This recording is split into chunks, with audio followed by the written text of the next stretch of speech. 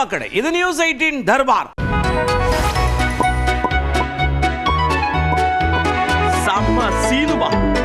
நேரா சம சீனுமாக்குள்ள போறோம்.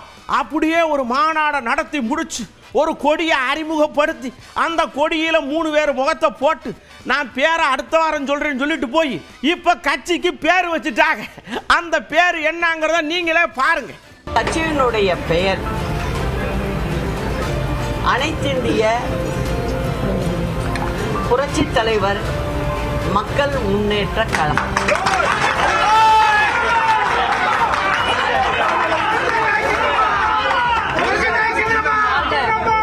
என்ன சின்னவங்கிறத மட்டும் பாருங்க, வியந்து அண்ணாந்து பாப்பிய.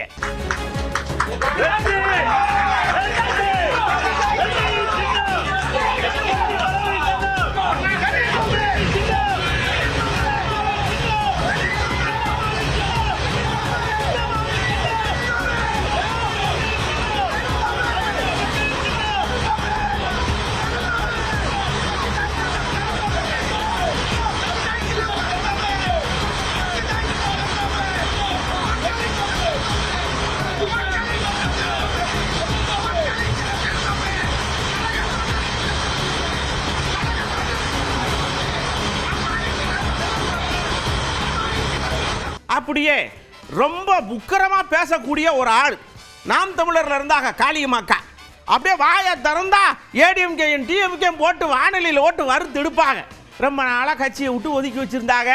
அக்காவா காணுமேன்னு தேடிக்கிட்டு இருக்க இந்த நேரத்தில் இன்னைக்கு சடக்குன்னு பூங்கத்தை எடுத்துட்டு போய் எடப்பாடி பழனிசாமி ஐயால கொடுத்து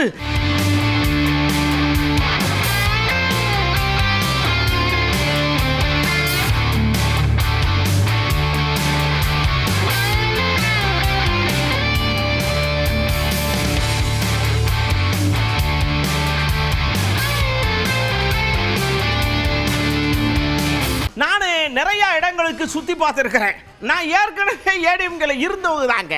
அதனால நான் ஒன்றும் புதுசா இல்லை, பழையபடியும் தாய் கிடக்கத்துக்கே வந்திருக்கிறேன் அப்படின்னு அக்கா ஒரு புதுசா ஒரு குண்டத்துக்கு போட்டாங்க.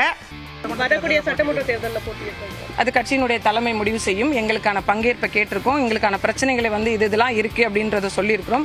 ஐயா அவர்கள் சரி செய்யறேன்னு சொல்லியிருக்காங்க. அதுக்கான எல்லா வேலைகளும் நடந்து கொண்டிருக்கு. விரைவில் அறிவிப்பு வரும். கட்சியில் இணைஞ்சிருக்கீங்க, ஏதாவது பொறுப்பு வழங்குறதா சொல்லியிருக்காங்களா? கட்சியில் இணைஞ்சா பொறுப்பு வழங்குவாங்க. அது அவங்க முடிவெடுத்து சொல்லுவாங்க. எங்கள் அண்ணன்லாம் இருக்காங்க, அவங்க அதுக்கான சிரத்தை எடுப்பாங்க. நான் இன்னைக்கு நேற்று இல்லை, அண்ணன் அவர்கள் கூட 2010 நான் அண்ணன் அவர்களை தெரியும், நாகை மாவட்ட செயலாளர், முன்னாள் அமைச்சர் அவர்கள். இன்னும் சொல்லப்போனால் அண்ணா திராவிட முன்னேற்ற கழகத்தில் 2010 மாவட்ட பொறுப்பில் இருந்தவள் தான் காளியம்மாள். அண்ணன் உண்மையிலே நான் ஒரு பட்டிமன்றத்தில் பேசினதை பார்த்துட்டு, ஒரு டிவி ஷோஸில் தான் பார்த்துட்டு, உன்னை மாதிரி ஒரு ஆள் வேணும் அப்படின்னு கூப்பிட்டு போனாங்க. அப்போ எனக்கு பெருசாக அரசியல் மீதான ஆர்வமோ இல்லை. அதனால் ஒரு ஓராண்டு 2 ஆண்டுக்கு பிறகு நான் கொஞ்சம் அமைதியாயிட்டேன். இன்னொன்று அந்த குழந்தை பேர் நேரம் வேறு, அதனால் அமைதியாயிட்டேன். என்ன நினைச்சாரோ தெரியல, ஏன் கட்சி திமுகவுக்கு ஆதரவாக தான் செயல்படும் அப்படிங்கிற மாதிரி சொல்லியிருக்காங்க. இந்த மெயின் அஜெண்டா, கொள்கை கோட்பாடு எல்லாமே மதவாத சக்திகளுக்கு எதிர்ப்பாக இருக்க வேண்டும் என்ற ஒரே நோக்கத்தோடு தான். அதற்கு தமிழ்நாடு முதலமைச்சருடைய தலைமை தான் சரியானது. ஆகவே இங்கே அவர்களை சந்தித்து நான் தமிழகம் முழுவதும் பிரச்சாரம் செய்து ஆதரிப்பேன் என்பதை அவர்களுக்கு சொல்லி, புது இயக்கத்தினுடைய கட்சியினுடைய நான் துவக்கத்திற்கு வாழ்த்துக்களையும் பெற்று உங்கள் முன்னாலே நான் இப்பொழுது நின்று கொண்டிருக்கிறேன். இதுதான் நடந்தது. அவங்கள்ட்ட பேசணும். எடப்பாடி பழனிசாமி தலைமை தொடர்வதால் நீங்க ஒரு இடத்தில் கூட நான் ஏதோ விளையாட்டுத்தனமா உங்களுக்கு சொல்லலை, அதிமுக வெற்றி பெறாது. இதே நிலை எடப்பாடியிலும் இருக்கும், அதுல மாற்று கருத்து எனக்கு கிடையாது. கொங்குநாடு மக்கள் தேசிய கட்சி ஈஸ்வரன் ஐயா கடகடன் அறிவாலயத்துக்கு போனார், பேனாவை எடுத்தார், மலமலன்னு சைனா போட்டார். இந்த பக்கம் ஸ்டாலின் ஐயா சைனா போட்டார். ஒப்பந்தம் இறுதியாகி போச்சு. போன ட்ரிப்பு 3, இந்த ட்ரிப்பு 2. 2021 இருந்த அந்த கூட்டணியில் அன்றைக்கு எங்களோடு இல்லாத ஒரு சில கட்சிகள் இன்றைக்கு கூட்டணியில் சேர்ந்திருக்கிறார்கள்.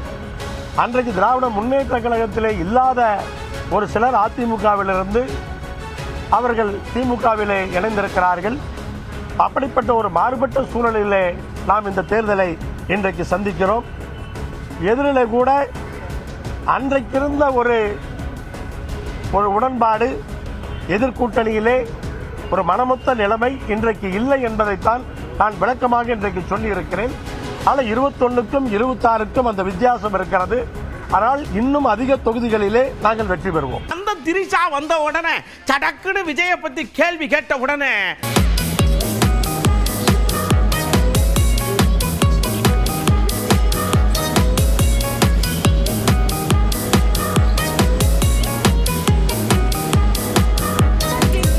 வடிவேல் ஐயா ஒரு மேடையில் சொல்லியிருக்கார், ஸ்டாலின் ஐயாவை குறைச்சி இடக்கூடாதியே, அவர் வேற லெவலு, திமுக இல்லைன்னா நாமெல்லாம் எப்படி இருப்போம்னு நினைச்சு பார்க்கணும். அவர் சாதாரண ஆள் நினைச்சுக்கிட்டு இருக்காங்க எல்லாரும். தமிழக முதல்வர் ஐயா ஸ்டாலின் அவர்கள் வந்து அப்படியே சாதாரணமாக தான் இருக்காரு நினைக்கிறேன். கிடையாது, நீங்க என்ன வேணாலும் பேசு, என்ன வேணாலும், ஏன்னா பேச வேண்டிய வசந்த பூரா மேடெல்லாம் பேசி ஆகணும், பேசிட்டே இருக்கு. ஆனா செயல்பாடுகள் இருக்க ஒரே ஒரு கட்சி திமுக தான். இந்த தமிழ்நாட்டில் கட்சி தலைவர் சொன்ன மாதிரி தமிழ்நாட்டில் இந்த கட்சியை விட்டா வேற எந்த கட்சிக்கும் போறதில்லை. ஒரே ஒரு விஷயத்தை மட்டும் நல்லா சொல்லிடுங்க, நம்ம ஆட்சி திமுக ஆட்சி. இது இல்லாம அந்த கொஞ்ச நேரம் கற்பனை பண்ணி பாருங்களேன், தமிழ்நாடே அழிஞ்சிடும். நம்ம கட்சி இல்லைன்னா இதுக்கு ஈக்குவலா அந்த நாட்டை ஆளுநர் தமிழ்நாட்டில் யாருக்கு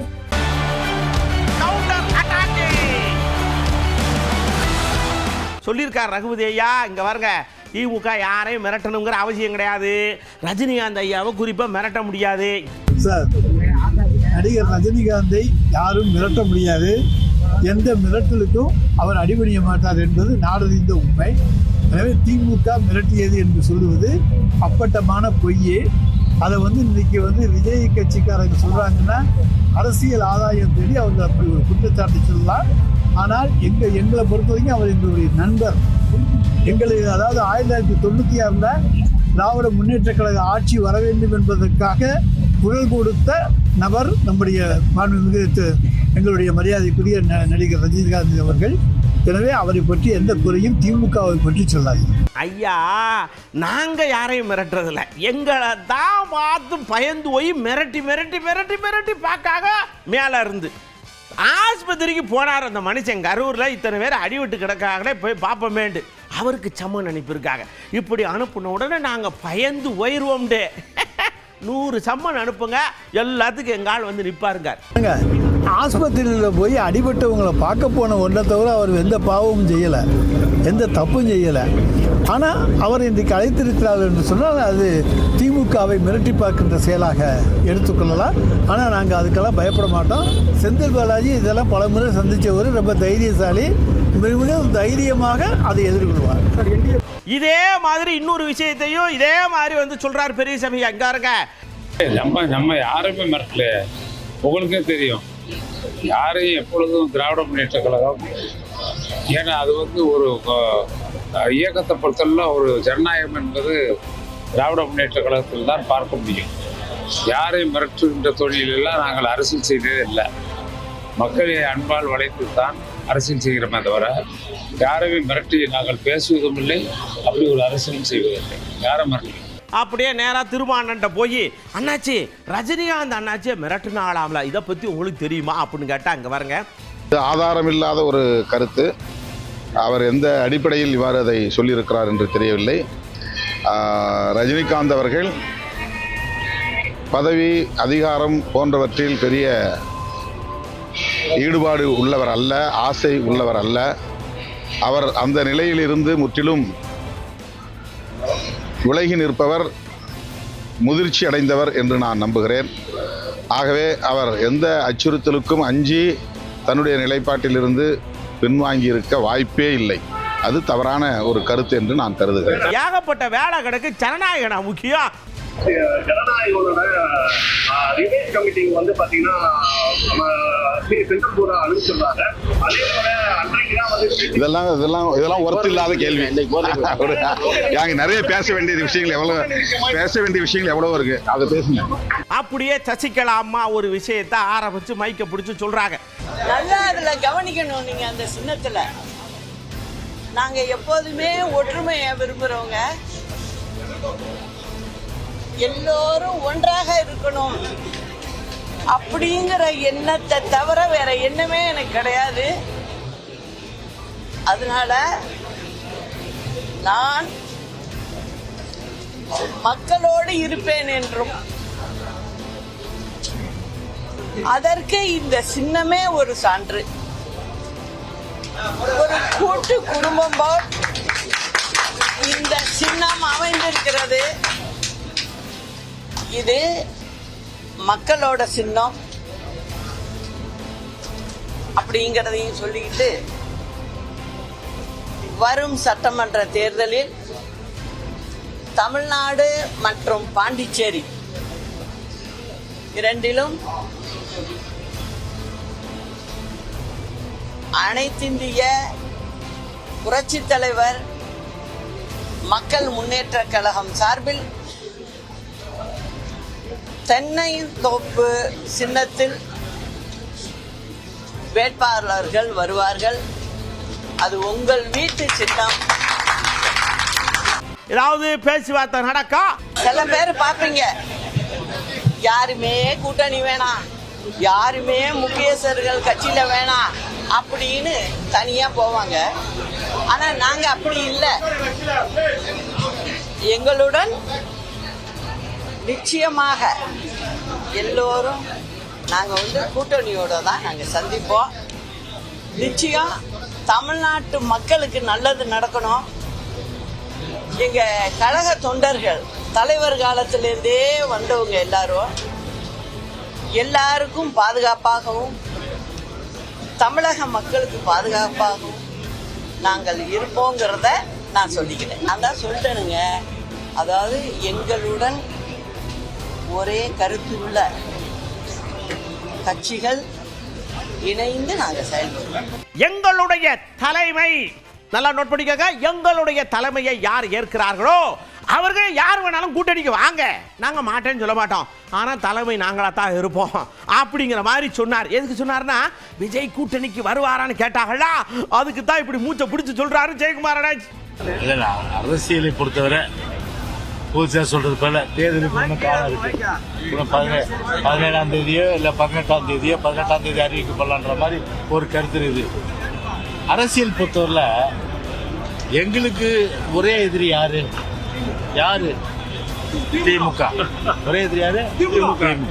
அப்ப திமுக வீழ்த்துறேன்னா திமுக வீழ்த்துகின்ற அந்த ஒத்த கட்சிகள் எங்கள் தலைமை ஏற்றுக்கொண்டு வருவதன் மூலம்தான் திமுக வீழ்த்த முடியும். இதுல நாங்க உறுதியா இருக்கோம்.